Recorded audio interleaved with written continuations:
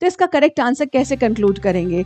250 logs are arranged in कितनी रोज में? 20 rows and 3 logs in the top row.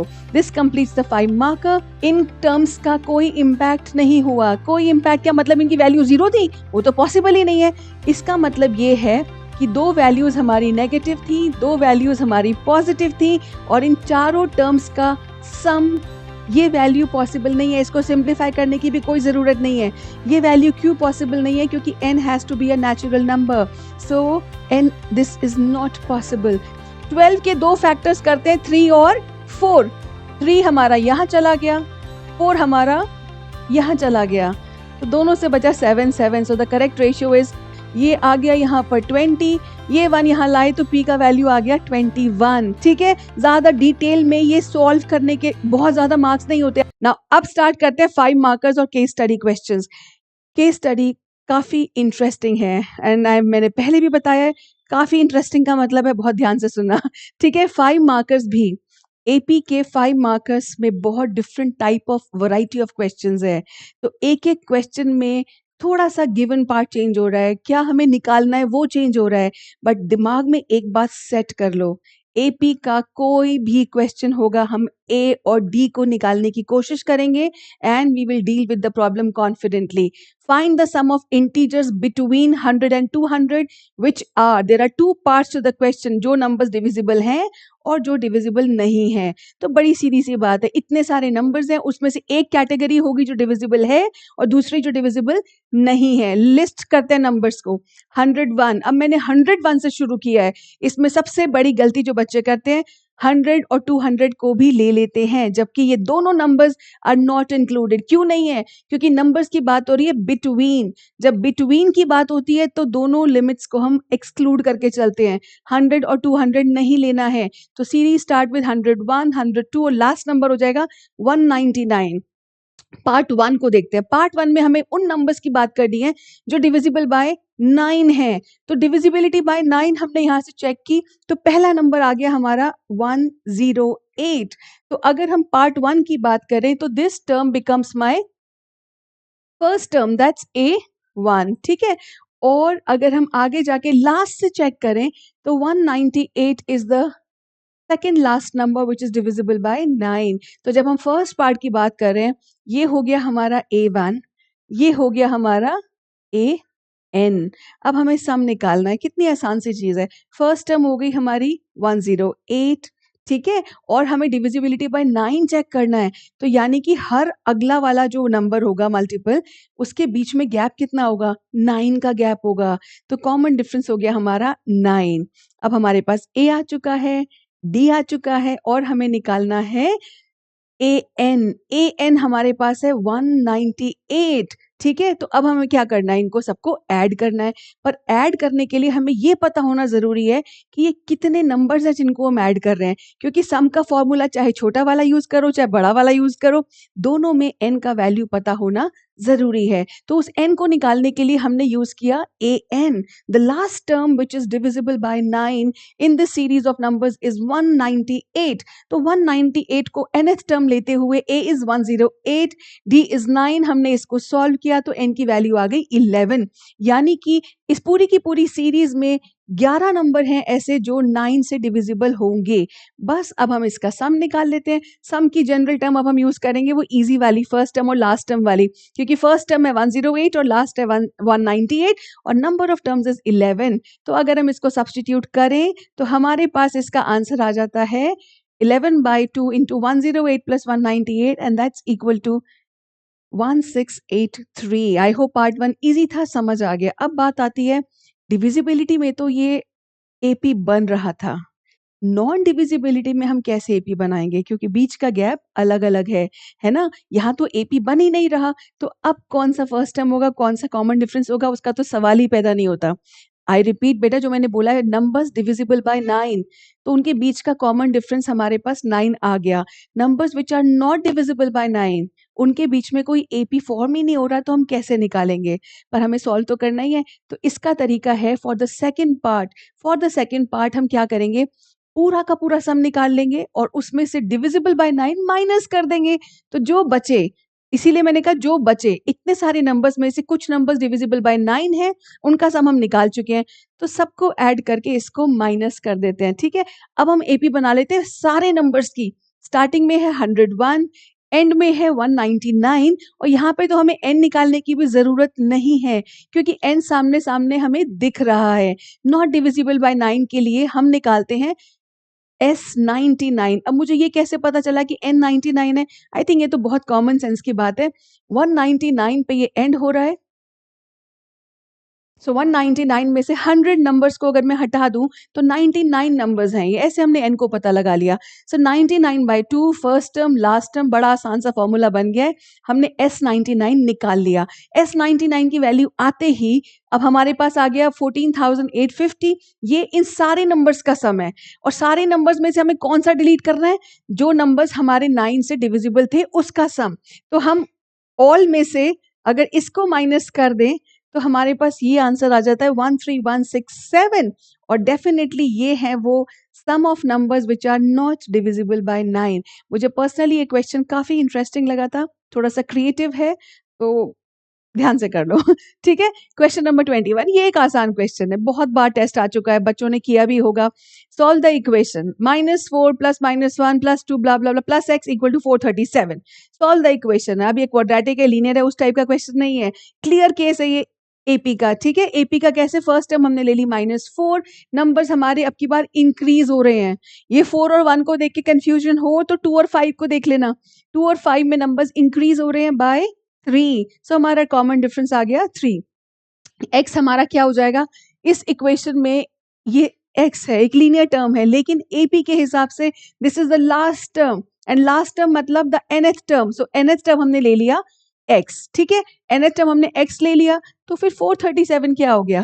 This is the sum of all the terms. Sum of all the terms मतलब Sn is given to us as 437।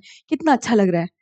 A1 भी पता है, D भी पता है, सम भी पता है, और हमें an निकालना है। ठीक है। तो अब दो चीजें मिसिंग है हमारे पास, n और an। an हमको निकालना है, लेकिन उसको निकालने से पहले n को ढूंढने की कोशिश करते हैं। n को ढूंढने की कोशिश करेंगे Sn को यूज करते हुए। ठीक है। Sn को यूज करेंगे, a को यूज करेंगे, d को यूज करेंगे, और n को निकालते हैं। So here we come with the formula of sum of n terms, लंबा वाला। लंबा वाला क्यों? क्योंकि लास्ट टर्म हमें पता नहीं है यहाँ पर, तो हमने लिया यहाँ पर वैल्यूज को सब्सटीट्यूट किया। a का वैल्यू पता है, a का वैल्यू है हमारे पास -4, तो 2 times of a will become -8। Values को सब्सटीट्यूट किया, सिंप्लीफाई किया, ये आप बहुत अच्छे से जानते हो कैसे करना है। बट यहाँ पर एक इंटरेस्टिंग बात है, in such questions you are getting a quadratic equation in n। तो एपी को करने से पहले क्वाड्रेटिक इक्वेशंस को अच्छे से करना बहुत जरूरी है, और यहाँ पर जो क्वाड्रेटिक्स बनते हैं ना, उतने आसान नहीं होते फैक्टराइज करना। सो फैक्टराइजेशन को अच्छे से प्रैक्टिस कर लेना। It is a quadratic equation, चाहे डिस्क्रिमिनेंट फॉर्मूला यूज करो, चाहे फैक्टराइजेशन मेथड, फैक्टराइजेशन करना आना चाहिए। यहाँ पर मैंने डिस्क्रिमिनेंट फॉर्मूला यूज किया है। सो b² - 4ac को अगर सिंप्लीफाई किया तो आ रहा है 10609, which is definitely a perfect square of 103। 103 का परफेक्ट स्क्वायर आ गया, d आ गए हमारे पास ±103। अब हमने डिस्क्रिमिनेंट फॉर्मूला यूज किया, n के दो वैल्यूज आ जाएंगे। n के दो वैल्यूज आ गए हमारे पास, इनको थोड़ा और सिंप्लीफाई करते हैं। सो n आ गया 19 या फिर -92/6। अब क्लियरली इनमें से again same rule of quadratic equations, कौन सा वैल्यू पॉसिबल नहीं है? ये वैल्यू पॉसिबल नहीं है, इसको सिंप्लीफाई करने की भी कोई जरूरत नहीं है।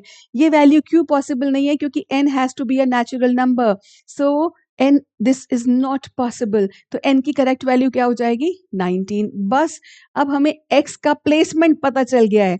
x मतलब the nth term, nth term मतलब x is the 19th term of the AP। तो जनरल टर्म को यूज करते हुए हम 19th term of the AP निकाल लेते हैं, और 19th term of AP मतलब a + 18d। आंसर आ गया 50, and that's the value of x and the required solution of the given equation। बिल्कुल ऐसा ही दूसरा सवाल, इसको थोड़ा जल्दी करते हैं। First term is 1, common difference is 3, nth term is x and sum of n terms is 287। Use the formula to find the sum of n terms. इसके अंदर हमने वैल्यूज डाल दिए a के d के, तो हमारे पास इक्वेशन आ गई, एक क्वाड्रेटिक इक्वेशन आ गई है जिसको हम सॉल्व करेंगे, और हमारे पास दो वैल्यूज आ जाएंगी किसकी वैल्यूज आ जाएंगी? दो वैल्यूज n की आ जाएंगी। दो वैल्यूज n की आते ही उनमें से एक हमारी एक्सेप्टेबल है, दूसरी is not possible. The second value is negative, okay, and fractional it's not possible because n has to be a natural number. तो n की करेक्ट वैल्यू आ गई 14। n की करेक्ट वैल्यू 14 है तो मतलब x is the 14th term. 14th term का लिए हमने जनरल टर्म को ले लिया। जनरल टर्म में 14th टर्म निकालने का मतलब है a plus 13d। a plus 13d से हमारी वैल्यू आ जाती है x की 40, the correct solution of the given equation, right? Question number 23. Here we start with the 5 markers. Okay, I think ये वाला भी 5 markers है. I'm sorry, मैं बताना भूल गई बेटा. ये हमने भी already started with the 5 markers. तो ये लंबे questions हैं, इनको अच्छे से डिटेल में solve करना. Okay, अगला question भी हमारा 5 marker के लिए है. The ratio of, oh, ये भी मुझे थोड़ा सा ट्रिकी लगा था, इसको जरा ध्यान से देखते हैं. घबराने की जरूरत नहीं है, कुछ नहीं है, फिर से वही दो इक्वेशंस बनेंगी, बट रेशियोज हैं तो थोड़ा ध्यान से. The ratio of the 11th term to the 18th term, 11th term to the 18th term, तो पहले 11 फिर नीचे 18 is to 3. कुछ नहीं करना, सिर्फ मैंने इक्वेशन बना दी. कैसे बनाई? 11th टर्म ऊपर, 18th टर्म नीचे. 11th का एक्सप्रेशन है a plus 10d, a plus 17d equal to 2/3. इसको हमने सिंप्लीफाई कर लिया. कुछ नहीं करना है, क्रॉस मल्टीप्लाई किया. 3 को यहाँ ले गए, 2 को यहाँ ले गए, क्रॉस मल्टीप्लाई किया, उसको सिंप्लीफाई किया, आ गई ना प्यारी सी इक्वेशन. और इक्वेशन क्या? ये तो रिलेशनशिप आ गया, a is equal to 4d. तो हमने एक स्टेटमेंट यूज कर लिया. कौन सा स्टेटमेंट यूज कर लिया? The ratio of 11 to the 18th term of AP is 2:3. ये हम यूज कर चुके हैं. अब नेक्स्ट इक्वेशन आएगी नेक्स्ट रिलेशनशिप से. क्या है? Find the ratio of the 5th term to the 21st term. Find the ratio of the 5th term to the 21st term. ठीक है, इसमें हमें कोई दूसरा रिलेशनशिप एक्चुअली दिया ही नहीं हुआ है, सीधा निकालने की बात की है. तो घबराना नहीं कि मैम ने कहा था दो इक्वेशन होनी चाहिए. कुछ भी हो, start using the statements and answer अपने आप आएगा. कैसे आएगा अपने आप? मुझे इनका रेशियो निकालना है, किसी ने टर्म्स निकालने के लिए नहीं बोला है. A5/A21 यही निकालना है ना, ratio of the 5th to the 21st term. So A5/A21. A5 क्या होता है? A plus 4d. 21 के लिए A प्लस 20d. A का वैल्यू हम निकाल चुके हैं, इसको यहाँ ले आते हैं. A का वैल्यू यहाँ ले आएंगे तो A की जगह आ जाएगा 4d और इसके साथ हमारे पास एक्सप्रेशन आ जाएगी 4d plus 4d plus 20d. इसको थोड़ा सिंप्लीफाई करते हैं तो हमारे पास रेशियो आ गया 1:3. तो यानी कि इनका रेशियो आ जाता है हमारे पास 1:3. आंसर आ गया. ए की वैल्यू नहीं भी आई तो क्या फर्क पड़ता है, जो निकालना था वो तो हमने ढूंढ लिया. अगला पार्ट भी है इस क्वेश्चन का, जल्दीबाजी नहीं. मैंने पहले भी कहा है 5 मार्कर को हमेशा रिविजिट करो, सॉल्व करने के बाद एक बार चेक करो कुछ छूटा तो नहीं है. और यहाँ तो भी आधा ही क्वेश्चन सॉल्व हुआ है. नेक्स्ट पार्ट में उन्होंने क्या कहा? Also find the ratio of the sum of first 5 terms. अब हमें रेशियो निकालना है सम का, तो सम की टर्म तो हम सबको मालूम ही है, हमने सब्सटीट्यूट कर दिया है. मैंने यहाँ फॉर्मूलाज फ्लैश नहीं किए हैं, आई होप सबने फॉर्मूलाज को अच्छे से लर्न किया हुआ है. S5 और S21. S5 n/2 into 2a plus 4d, 21/2 into 2a plus 21 minus 1d. इनको सिंप्लीफाई करते हैं, फिर से हमारे पास एक्सप्रेशन आ गया. अब ये 8d कहाँ से आया? 2 times of a क्या था हमारा? 4d. तो मैंने उसको यहाँ भी सब्सटीट्यूट कर दिया. फिर से हमारे पास एक सिंगल वेरिएबल आ गया d. इसको हम बड़े आराम से यहाँ कैंसिल कर देते हैं ना. 5 यहाँ से कोई इसका फैक्टर यहाँ पे 5 दिख नहीं रहा है. 12 के दो फैक्टर्स करते हैं 3 और 4. 3 हमारा यहाँ चला गया, 4 हमारा यहाँ चला गया, तो दोनों से बचा 7. सो द करेक्ट रेशियो इज 5:49. तो बिना ए और डी का वैल्यू निकाले भी हमारा पूरा क्वेश्चन 5 मार्कर के लिए सॉल्व हो गया. इसके बाद next question, if the sum of first 6 terms of an AP, first 6 terms का सम दिया है 36, तो वो हमने सम का टर्म लिख लिया, and that of the first 16 terms. तो बड़ा फेयर सा सिचुएशन है, दो इक्वेशंस बनानी है, दो रिलेशन दिए हुए हैं. S6 हमको दिया हुआ है और हमको S16 दिया हुआ है. S6 हमको दिया है, हमने इक्वेशन बनाया, फिर से A और D में एक इक्वेशन आया, उसको नंबर 1 कर दिया. S16 को यूज किया, S16 को यूज किया, फिर से वैल्यूज को सब्स्टिट्यूट किया, सॉल्व किया, तो दूसरा लीनियर इक्वेशन आ गया. अब तो दो लीनियर इक्वेशंस आ गए ए और डी में, उनको बड़े आराम से हम सॉल्व करते हैं.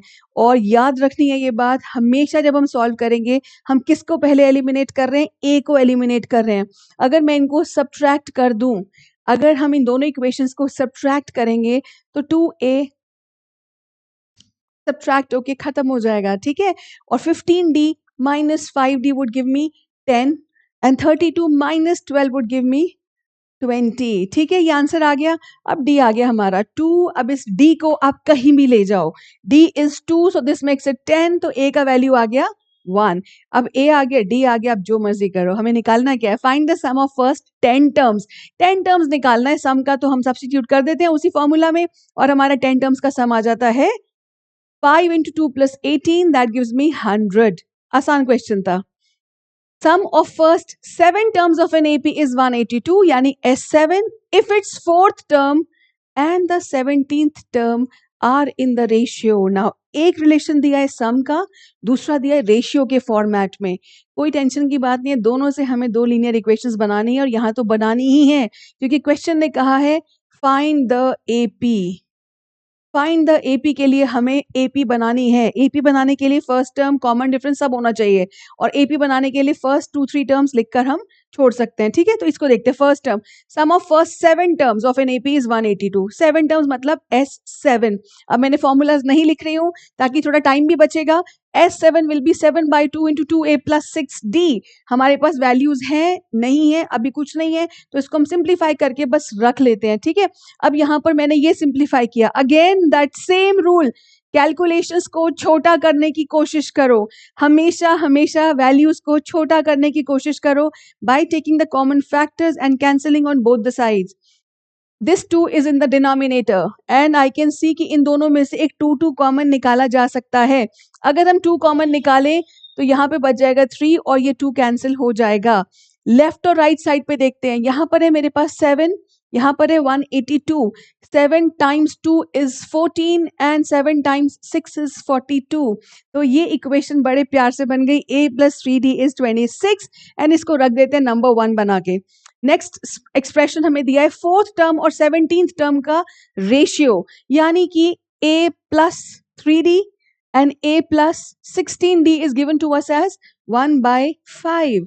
बस इसको भी बना लिया हमने, इसको क्रॉस मल्टीप्लाई किया, फर्दर सिंप्लीफाई किया, एक और इक्वेशन आ गई। अब तो सब्स्टिट्यूशन मेथड यूज करते हैं। कैसे यूज करेंगे, d ऑलरेडी आ चुका है 4a, तो d की वैल्यू को अगर हम यहाँ ले जाएं तो हमारे पास आंसर कैसे आ जाएगा, d की वैल्यू हमने सब्स्टिट्यूट कर दी तो हमारे पास a का वैल्यू आ गया 2।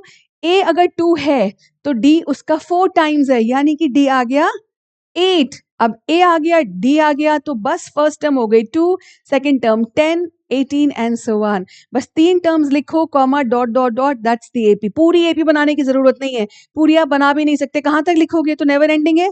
सो 3 टर्म्स मिनिमम, मैक्सिमम दिल करे तो एक और लिख देना, एग्जाम में डर लगता है ना कुछ छूट ना जाए। सो 3 to 4 टर्म, दैट्स इट। 2 लिख के मत छोड़ देना, ठीक है, कम से कम 3 टर्म्स लिखकर आपको फाइनल आंसर कंक्लूड करना है। Next question, sum of first q terms of an AP. फिर से ये एक डिफरेंट टाइप का क्वेश्चन है, इसको फिर से कोशिश करते हैं ध्यान से। The sum of first q terms of an AP is 63q minus 3q²। Expression दिया है, डरने की जरूरत नहीं है, nth टर्म का देते थे, अब qth टर्म आ गया है। If its pth term is -60, find the value of p। Okay, पहले हम भाई सम का कर लेते हैं। If you remember, मैंने भी समझाया था, जब कभी ऐसा क्योस आए ना, ये एक्सप्रेशन है, ये करना है, वो करना है, जैसा कि ये वाला क्वेश्चन है, भाई एपी बना लेते हैं। एपी बनाने के लिए हम पहले उस एक्सप्रेशन को लिख लेते हैं जो हमको दिया हुआ है क्वेश्चन में। क्या दिया हुआ है, that the sum of first q terms, यहाँ पर सिर्फ एन की जगह क्यू लिया है, एक्सप्रेशन तो वही है, क्यू को हम अब भी वैल्यूज दे सकते हैं। तो एस क्यू मैंने लिख लिया 63q minus 3q²। अब हम इसमें q को 1 करेंगे, फिर 2 करेंगे, फिर 3 करेंगे, उसके आगे कुछ नहीं करेंगे, राइट। S1 S2 S3 निकालते हैं। S1 निकाला 60, S2 बिल्कुल वैसे ही निकाला, कैसे, q की जगह पर 2 को सब्स्टिट्यूट किया तो S2 का वैल्यू आ गया। ऐसे ही हम इसको आगे चलाएंगे और S3 का वैल्यू निकालेंगे तो S3 का भी वैल्यू हमारे पास आ जाएगा 162। बस यहाँ तक है थोड़ा सा दिक्कत कि तीनों वैल्यूज को हम करेक्टली निकाल लें। अब क्या है, हमने क्या रिलेशन यूज किया था, that S1 is nothing but A1, तो A1 आ गया। और A2 को कैसे निकालना है, A2 को निकालने का तरीका था S2 में से S1 को माइनस कर दो, इनको माइनस किया, आ गया 54। A3 को कैसे निकालना है, S3 माइनस S2 कर दो, तो ये आ गया। बस अब इन तीनों को एक लाइन में लिख लेते हैं। लाइन में लिखना क्यों जरूरी है, कॉमन डिफरेंस पता करना है। A1 60, देन 54 और 48, ये डिक्रीज हो रहे हैं, 60, 54 एंड 48 डिक्रीज हो रहे हैं। अगर हम पैटर्न देखें कितना डिक्रीज हो रहा है, so D आ गया -6। अब आप कोई भी क्वेश्चन सॉल्व कर सकते हो। हमने फिलहाल AP बना लिया, ठीक है, first term, second term, third term, common difference. अब हमें क्या क्या निकालना है? It says if it's pth term is -60, find the value of P। pth term हमें दी हुई है, इस एक्सप्रेशन में हम वैल्यू सब्स्टिट्यूट कर देते हैं।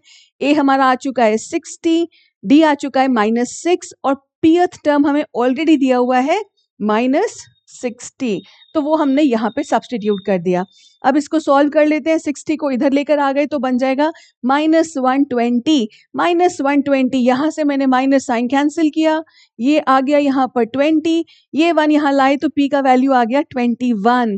ठीक है, ज्यादा डिटेल में ये सॉल्व करने के बहुत ज्यादा मार्क्स नहीं होते। आपने करेक्ट आंसर निकाल दिया, 2 स्टेप में निकाला, 1 में निकाला, कोई उसके मार्क्स नहीं काटते। कई बार बच्चे टेंशन में होते हैं, स्टेप्स नहीं लिखे तो नंबर कट जाएंगे। In class 10th the right application of the concept, उसके 2-3 स्टेप्स, नहीं तो लगता है पास वाले से देख के लिख दिया होगा, वो नहीं, बट 2-3 स्टेप्स। अब इसको एक एक स्टेप इलैबोरेट नहीं करना, taking one two that side, taking, बिल्कुल नहीं बेटा, let's save time. And examiners को भी पता होता है कि क्लास 10th का बच्चा है, इतनी कैलकुलेशन वो मेंटली भी हैंडल कर सकता है, राइट। हमने P को निकाल लिया 21, हमारा फर्स्ट पार्ट सॉल्व हो गया। फिर से वही एक warning, an alert, a reminder, question को वापस पढ़ो, जल्दीबाजी में कुछ छूट ना जाए। क्वेश्चन में एक और चीज लिखी है, also find the 11th term of this AP। अब एक सिंपल सी बात है, जिस बच्चे ने इतना बड़ा क्वेश्चन सॉल्व कर लिया, क्या वो 11th टर्म नहीं निकाल पाएगा? ये सबको पता है, एग्जामिनर को भी पता है, लेकिन अगर गलती से छूट गया तो 1 नंबर पक्का चला जाएगा। हम नहीं छूटने देंगे, हर बार एक 5 नंबर के क्वेश्चन को दोबारा पढ़ेंगे, अगर कोई पार्ट छूटा है तो उसको दोबारा सॉल्व करेंगे। Also find the 11th term, बस हम निकाल लेते हैं। A11 इज A + 10D और वैल्यू आ गई हमारी -6। मैंने ये कैलकुलेशन ज्यादा डिटेल में एक्सपैंड करके नहीं बताई है, क्योंकि इन नए टाइप के क्वेश्चंस को अटेम्प्ट करना इंपॉर्टेंट है बेटा। कैलकुलेशंस तो आप आराम से मैनेज कर ही लोगे। This is what I expect. Question 27, बिल्कुल ऐसा क्वेश्चन हम कर चुके हैं, थोड़ा फास्ट करते हैं और खुद को चेक करो कि क्या हमें समझ आया था। Ratio of the 11 to the 17th term of an AP is 3:4। 11th term का एक्सप्रेशन लिखा, 17th का लिखा, दोनों का रेशियो बना दिया 3:4। 11th term can be written directly as A + 10D and 17th can be written as A + 16D। ये दिया हुआ है 3/4, हमने इसको यूज किया एंड हमारी इक्वेशन बन गई। इसको क्रॉस मल्टीप्लाई किया और सिंप्लीफाई किया तो हमारा पहला रिलेशन आ गया, A = 8D। नेक्स्ट स्टेटमेंट पढ़ते हैं, find the ratio of 5th term to the 21st term. मुझे रेशियो निकालना है A5 और A21 का। A5 क्या है? A + 4D और A21 A + 20D। ये मुझे निकालना है, कैसे निकालेंगे? A का वैल्यू हमको मिल चुका है 8D, उसको हम इसके अंदर लेके जाते हैं, A की जगह पर 8D को लिख देते हैं। 8 + 4 is 12 एंड 8 + 20 is 28। फिर से कोई कोशिश करते हैं कैंसिलेशंस की, इसके अंदर 4 एक कॉमन फैक्टर है, तो यहाँ पर हमने लिखा 3 और ये 7, D भी कैंसिल हो गया, आंसर आ गया हमारा 3:7। फिर से क्वेश्चन को पढ़ा, also find the ratio of the sum of first 5 terms and first 21। हमने दोनों एक्सप्रेशंस लिखे। S5 कैसे लिखोगे? 5/2 × 2A + 4D। ठीक है, हमने वैल्यूज को सब्स्टिट्यूट किया। फिर से अब 2A की जगह पर 16D कैसे आ गया? 2A की जगह पर हमने A का वैल्यू क्या डाल दिया? 8D, तो ये 16D बन गया। उसको कन्वर्ट करना इसलिए जरूरी था ताकि हम पूरी की पूरी एक्सप्रेशन को एक सिंगल वेरिएबल में एक्सप्रेस कर दें और D को बड़े प्यार से बाद में कैंसिल कर दें। ठीक है, तो ये हमारा कैंसिल हो गया। अब हम यहाँ देखते हैं 5, कोई फैक्टर नहीं है। 20 में से 4 और 5 का तो कुछ है ही नहीं, बट 4 हम कैंसिल कर सकते हैं, यहाँ से 9। So the correct ratio becomes 25:1, 89 and this completes our 5 marker question. हो गया अच्छे से ये। द लॉग्स प्रॉब्लम, अब किसी ने रट्टा मारा वो ना एनसीईआरटी का, तो ये बिल्कुल सेम क्वेश्चन नहीं है, सिमिलर है। डेफिनेटली टेक्निक आपको आनी जरूरी है। बोर्ड में देखो 250 लॉग्स का क्वेश्चन आ गया, कुछ बच्चे तो देख के खुश होंगे एनसीईआरटी का आ गया, भाई वैल्यूज भी कुछ कुछ लर्न कर रखी होंगी, क्योंकि इसका फैक्टराइजेशन में थोड़ी दिक्कत आई थी बच्चों को, है ना। लेकिन ये 250 लॉग्स है, इसमें नंबर और रोज भी अलग आ रही है, आंसर्स अलग है, मेथड बिल्कुल सेम है। 250 logs are stacked in the following manner। कैसे? बॉटम रो में 21, यानी कि first term is given to us as 22, हर बार एक कम हो रही है तो common difference is -1 and total 250 logs है, तो sum of n terms is 250। ये हो गया रेडी हमारा। हमें करना क्या है इसके अंदर? सबसे टॉप रो में in how many rows are 250 logs placed and how many logs are there in the top row. कितनी rows बनानी पड़ेंगी, यानी कि हमें n निकालना है और उस top row में कितनी लॉग्स अरेंज होंगी. ठीक है, कुछ नहीं है, सम दिया हुआ है तो सम का एक्सप्रेशन यूज करते हैं. ए और डी तो है ही हमारे पास, so it will be a simple equation in n. Simple equation बोल तो मैं देती हूँ लेकिन सिंपल होती नहीं है जनरली ये. इसको हमने कैंसिलेशन किया है. अगेन जैसा कि मैंने कहा है, कैंसिल करने की कोशिश करेंगे टर्म्स को. सिंप्लीफाई किया, 500 should be the product and minus 45 should be the sum. दो फैक्टर्स आ गए मेरे पास बड़े मजे से, -25 and -20. अब -25 और -20, इसके ऊपर आई वुड रिक्वेस्ट कि थोड़ा सा ध्यान ज्यादा लगाओ. -25 और -20, यहाँ पर आता है एक सवाल. दोनों वैल्यूज n के पॉजिटिव आ रहे हैं. n is 25 और n is 20. किसको रिजेक्ट करेंगे और किसको एक्सेप्ट करेंगे? ठीक है, ये है यहाँ पर एक tricky part of the question. n is 25 और n is 20. हमने जनरली डिस्कस किया है कि एक वैल्यू नेगेटिव आ जाती है हम कैंसिल कर देते हैं, फ्रैक्शनल आती है हम कैंसिल कर देते हैं. यहाँ पर दोनों वैल्यूज पॉजिटिव हैं, फिर भी इनमें से एक ही करेक्ट आंसर है. और अगर आप सोच रहे हो ना, हमेशा ऐसा होता है, wait for the next question जहां पर दोनों वैल्यूज का आंसर ट्रू होता है और एक क्वेश्चन आता है explain the double answer. So hang on children, each and every question in this particular module is different from each other and very very important for the board examination on 11th March. तो n की दो values है 25 और 20. अब आप 22 logs है अगर हमारे पास टोटल मिला के, sorry in the first bottom row, तो 22 के बाद 21, 20, 19, 18, मैक्सिमम कितनी रोज हम बना सकते हैं? 22 रोज. तो n इक्वल टू 25 तो पॉसिबल ही नहीं होगा. अगर हम 25th रो पे जाएं एपी में चलते चलते तो टर्म हमारी नेगेटिव हो जाती है. तो ये उसका सूटेबल एक्सप्लेनेशन है that why n equal to 25 is not possible. हमने उसको बता दिया n 25 हो ही नहीं सकता, इतनी तो रोज बन ही नहीं सकती है ना.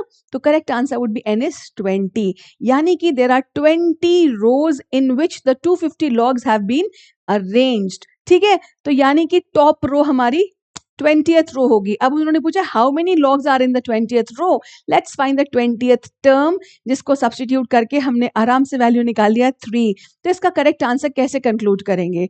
250 लॉग्स आर अरेंज्ड इन कितनी रोज में? 20 rows and 3 logs in the top row.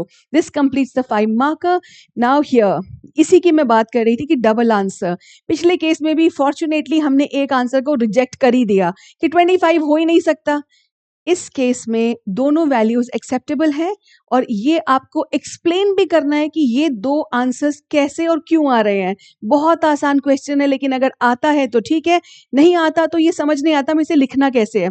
How many terms of the arithmetic progression must be taken. पहले हम वही टेक्निक यूज करते हैं. हमने a का वैल्यू लिख लिया 45, टर्म्स डिक्रीज हो रही है तो d इज -6, उसकी डिक्रीज हो रही थी, d आ गया. मस्ट बी टेकन मतलब हमें n निकालना है, लेकिन सम दिया हुआ है हमको 180. a है, d है, सम है. n निकालने के लिए हम वो जनरल टर्म लिखते हैं सम की, उसमें सब्स्टिट्यूट करते हैं, वैल्यूज को सब्स्टिट्यूट किया, थोड़ा सा सिंप्लीफाई किया, तो हमारे पास एक क्या आ जाएगी? Quadratic equation in n. इस क्वाड्रेटिक इक्वेशन को भी सॉल्व करना बहुत आसान है. ठीक है, हमने इसको सॉल्व किया तो हमारे पास दो वैल्यूज ऑफ n आ गई हैं, 10 और 6. लास्ट टाइम तो हमारे पास लॉग्स का एक लॉजिक था कि भाई वो 25 तो हो ही नहीं सकती, हमने रिजेक्ट कर दिया. यहाँ पर कोई लॉजिक नहीं है. यहाँ पर ये दोनों आंसर्स ट्रू एंड करेक्ट हैं. इसी चीज को हमें एक्सप्लेन करना है. तो पहले इसको इंटरप्रेट तो करेंगे, इसका मतलब क्या हुआ? n इक्वल टू 10 और n इक्वल टू 6, यानी कि अगर हम फर्स्ट 6 टर्म्स लें तब भी, और अगर हम फर्स्ट 10 टर्म्स लें तब भी उनका सम 180 ही आएगा. This is what we mean by having these two as the correct answers. अब आई थिंक दिमाग लगाना शुरू करते हैं. इसके अंदर हमने बात की है S6 is equal to S10. इसका मतलब अगर हमने A1, A2, A3, A4, A5, A6 का जो भी सम आएगा, जो भी क्या यहाँ तो दिया हुआ है 180 है, ठीक है, और अगर हम उसमें 7th, 8th, 9th और 10th टर्म को भी ऐड कर दें तो भी ये टोटल सम हमारा 180 ही रहता है. इसका मतलब क्या हुआ? इन टर्म्स का कोई इम्पैक्ट नहीं हुआ। कोई इम्पैक्ट क्या मतलब, इनकी वैल्यू 0 थी? वो तो पॉसिबल ही नहीं है। इसका मतलब ये है कि 2 वैल्यूज हमारी नेगेटिव थी, 2 वैल्यूज हमारी पॉजिटिव थी और इन चारों टर्म्स का सम 0 हो गया। ठीक है, क्योंकि आप देखो इस 49, 45, 39, 33 टर्म्स डिक्रीज हो रही हैं। तो जब डिक्रीज हो रही हैं तो पहले ये 2 टर्म्स पॉजिटिव थी, उसके बाद 2 नेगेटिव हो गई और आपस में ऐड करके टोटल सम 0 हो गया। तो basically the sum of the 7th, the 8th, the 9th and the 10th term is 0. This is the suitable explanation for this double answer. इसको अगर एग्जाम में आपको लिखना है तो ये दिखाने की जरूरत नहीं है, लेकिन मैं सिर्फ वेरिफिकेशन के लिए दिखा रही हूँ because it's a very important question. S10 को मैंने सॉल्व किया, एक बार चेक किया तो 180 ही आ रहा है। इधर से S6 आ रहा है और वो भी हमारा सम 180 ही आ रहा है। ये वर्किंग आपको बिल्कुल भी एग्जाम में दिखाने की जरूरत नहीं है। अगर आप अपने आंसर को लेकर कॉन्फिडेंट हो, अगर कॉन्फिडेंट नहीं हो तो इसको साइड पे स्क्रिबल करके रफ कॉलम में भी आप चेक कर सकते हो, नहीं तो साफ साफ मेरी तरह भी लिख सकते हो। ठीक है, अब हमें समझ आ गया है कि भाई ये दोनों वैलिड आंसर्स हैं और दोनों में 180 ही आ रहा है। तो इसका suitable and correct answer is the sum of 7th, 8th, 9th and 10th terms is 0। और ये ऐसा क्यों हो रहा है? इनमें से 2 टर्म्स नेगेटिव होंगी, 2 पॉजिटिव होंगी और दोनों का वैल्यू भी इररिस्पेक्टिव द साइन सेम होगा। ठीक है, ये बहुत इंपॉर्टेंट क्वेश्चन है और suitable explanation के भी अच्छे मार्क्स होते हैं। Prerna saves ₹32 during the first month, ये एक आसान क्वेश्चन है, जल्दी निपटाते हैं। 32 नेक्स्ट में 36, तो डिफरेंस आ गया 4। If she continues to save in this manner, in how many months will she be saving ₹2000? यानी टोटल सेविंग 2000 होनी चाहिए, यानी कि sum of all the saving should be 2000, पर कितने मंथ्स में, यानी n हमको निकालना है। वही फॉर्मूला, वही a की value d, substitute, get the quadratic, get the 2 values of n। दोनों वैल्यूज अगर हमारी आ जाती हैं यहाँ पर तो क्लियर है। तो -40 इज नॉट पॉसिबल, -40 पॉसिबल नहीं है, तो n has to be 25। The final statement here, she will take 25 months to save ₹2000 in all.